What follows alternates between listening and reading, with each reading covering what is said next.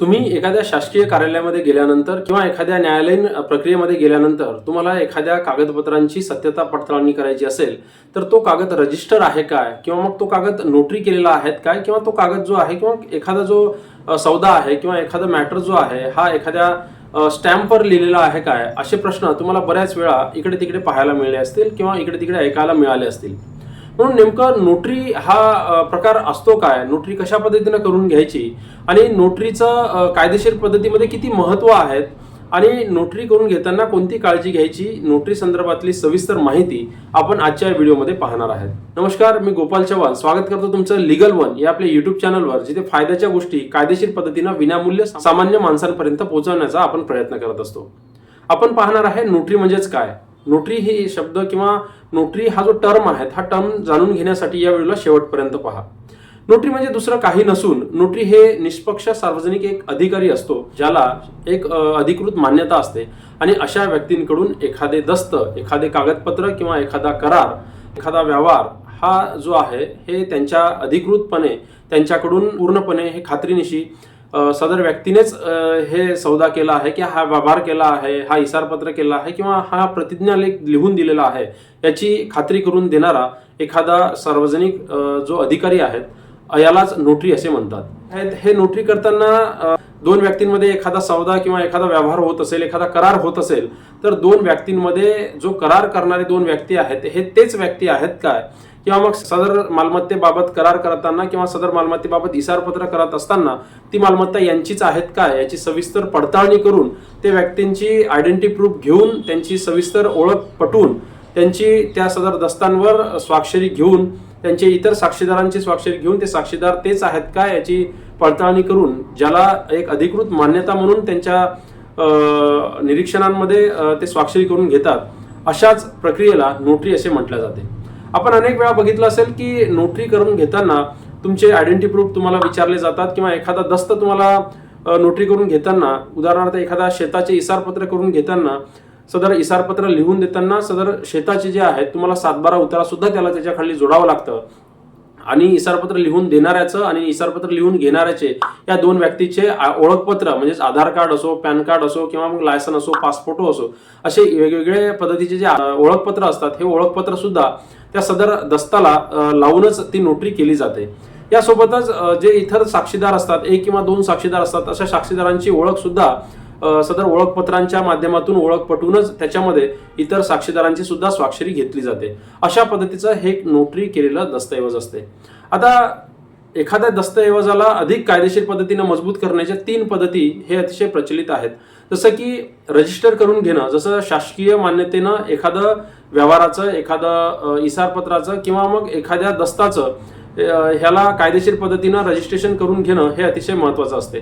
तर ज्या गोष्टीला किंवा ज्या दस्ताला रजिस्ट्रेशनाची आवश्यकता नसते अशा दस्तांना नोटरी करून सुद्धा त्याची कायदेशीर गुणवत्ता किंवा कायदेशीर जे महत्त्व आहे ते महत्त्व आपल्याला वाढवता येतं.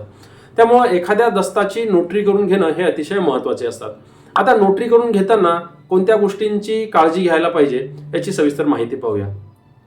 एखाद्या व्यवहाराचं म्हणा, एखाद्या व्यवसायाचं म्हणा किंवा मग एखाद्या प्रतिज्ञापत्राचं म्हणा किंवा मग एखाद्या दस्ताची नोटरी करून घेताना सदर नोटरी धारक जो आहे हा नोटरी धारक व्यक्ती जो आहे हा शासनमान्य अधिकृत असा व्यक्ती आहेत का याची पडताळणी करून घ्यायला पाहिजे. त्यानंतर नोटरी करून घेताना एखादं त्यांचं जे रजिस्टर असते त्या रजिस्टरमध्ये कशासाठी नोटरी केली जाते किंवा कशा प्रकारची ही नोटरी आहे, या नोटरीमध्ये कोणता व्यक्ती त्याच्यासाठी हजर आहेत आणि त्यांनी ओळखपत्र म्हणून कोणते दस्त दिलेले आहेत याची सविस्तर रीतसर नोंदणी हे त्यांच्या रजिस्टरमध्ये करून तुमची सुद्धा त्या रजिस्टरमध्ये स्वाक्षरी केली जाते. आता ही नोटरी करून घेताना त्याच्यामध्ये साक्षीदारांची तो ओळख पटवून घेतो आहे काय किंवा मग सदर व्यवहार किंवा मग सौदा करत असताना दोन व्यक्तींची म्हणजेच काय सौदेपत्र करत असताना किंवा व्यवहार करत असताना या दोन व्यक्तींची पडताळणी सदर व्यक्ती करून घेतोय का याची सुद्धा पडताळणी स्वतःहून आपण करणं गरजेचं आहे.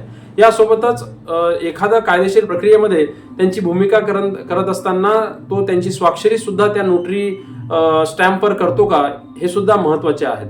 त्यामुळं नोटरी केलेले दस्त हे इतर दस्त म्हणजेच काय एखाद्या स्टॅम्पवर लिहिलेलं मायना किंवा स्टॅम्पवर करणारा करार किंवा मग एखाद्या साध्या कागदावर करणारा करारांपेक्षा नोटरी केलेला करार हे अतिशय कायदेशीर महत्त्वाचं असते. त्यामुळं एखाद्या समोर चालून एखाद्या कागदांसंदर्भात किंवा दस्तांसंदर्भात, एखाद्या व्यवसाय व्यवहारांसंदर्भात, इसारांसंदर्भात जर काही डिस्प्यूट निर्माण झाले, म्हणजेच अडथळे निर्माण झाले, तर तुम्हाला कायदेशीर पद्धतीनं न्याय मागण्यासाठी नोटरी केलेले दस्त हे अतिशय महत्त्वाचे ठरतात.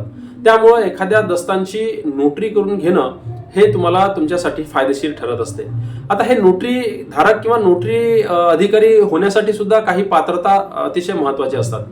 नोटरी हा इतर व्यक्तींना, इतर कुणालाही किंवा अशा कोणत्याही सामान्य व्यक्तींना हा नोटरी धारक किंवा नोटरीची परवानगी मिळत नसते. त्यासाठी जे लॉ ग्रॅज्युएट व्यक्ती असतात, उमेदवार असतात किंवा मग ॲडव्होकेट असतात, अशा ॲडव्होकेटला ज्यांनी 10 वर्ष प्रॅक्टिस पूर्ण केली आहे अशा उमेदवारांना किंवा एखादी न्यायिक अधिकारी त्यांच्या सेवानिवृत्तीनंतर सुद्धा त्यांना वेगवेगळ्या प्रकारची नोटरी हे त्यांना दिल्या जाते. अशा व्यक्तींसाठी असं कायदेशीर पद्धतीनं तसं एक अर्ज करावा लागतो आणि त्यांच्या माध्यमातूनच त्यांना ही नोटरीची परवानगी म्हणजेच अधिकृत मान्यता त्यांना मिळत असते. त्यामुळं एखादे दस्त नोटरी करून घ्यायचे असतील तर त्यासाठी कोणत्या पद्धतीची काळजी घ्यायची याची सविस्तर माहिती आपण या व्हिडिओमध्ये पाहिली. जर इतर संदर्भातली काही जर महत्त्वाची माहिती तुम्हाला आवश्यक असेल, इतर काही अडचणी असेल किंवा कायदेशीर प्रक्रियेमध्ये काही समस्या असतील तर तुम्ही कॉमेंट्स बॉक्समध्ये तुम्ही तशा समस्या मांडू शकता. आणि इतर काही कायदेशीर सहकार्यासाठी, सल्ल्यांसाठी तुम्ही खाली दिलेल्या नंबरवर सुद्धा तुम्ही संपर्क करू शकता. विनामूल्य आपण एक सेवा म्हणजेच लीगल ॲडवाईस आपण ही सुरू केलेली आहे. त्यामुळं मोफत पद्धतीनं सामान्य माणसांना कायदेशीर सल्ला किंवा कायदेशीर मार्गदर्शन आपण करत असतो. त्यामुळं ज्या व्यक्तींना तुम्हाला जर कायदेशीर मदतीची, कायदेशीर सल्ल्याची जर आवश्यकता असेल तर आपण आत्मभान ग्रामीण विकास फाउंडेशनच्या माध्यमातून वेगवेगळ्या न्यायिक विधिज्ञ आहेत, जे विधिज्ञ आहेत अशा विधिज्ञांच्या माध्यमातून आपण सामान्य माणसांना मोफत पद्धतीनं कायदेशीर सल्ला हे उपलब्ध करून देतो. त्यामुळं भेटूया पुढच्या व्हिडिओमध्ये अशीच काहीतरी महत्त्वाची माहिती घेऊन. तोपर्यंत धन्यवाद.